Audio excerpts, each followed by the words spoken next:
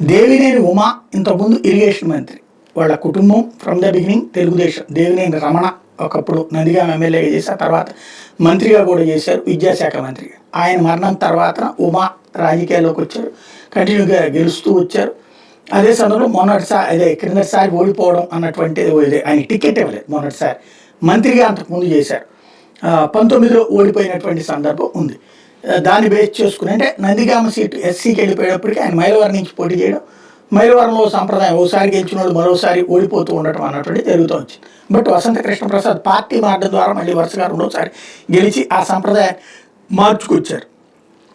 దేవినేని ఉమా వాస్తవంగా తను ఇరిగేషన్ మంత్రిగా ఉండి టికెట్ ఎందుకు లభించలేదయ్యా అంటే, వసంత కృష్ణప్రసాద్ ఆర్థిక స్తోమతతో చూస్తే దేవినేని ఉమా ఆర్థిక స్తోమత తక్కువ.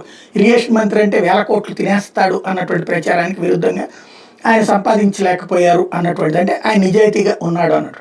అదే సందర్భంలో అప్పట్లో పట్టిసీమ లాంటిది కట్టారు, 300 కోట్లు వాళ్ళకి గిఫ్ట్గా కూడా ఇచ్చారు. అంటే డబ్బులేమి ఆయనకి పోలా, ఎవరికి వెళ్ళాలో వాళ్ళకి పోయి ఉండాలి.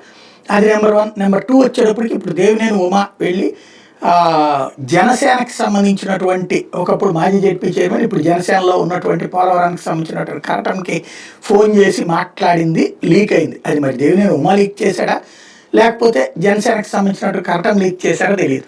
ఆయన ఫోన్ చేసి ఏంటండి ఏదో యూట్యూబ్లో చూశాను 100 కోట్ల రూపాయలు తినేశాడంట కదా ఏడాదిలోనే అన్నటువంటిది. ఏది అక్కడ ఉన్నటువంటి ఎమ్మెల్యే బాలరాజు గురించి మాట్లాడిన సంభాషణ ఏది సోషల్ మీడియాలో వైరల్ అవుతోంది.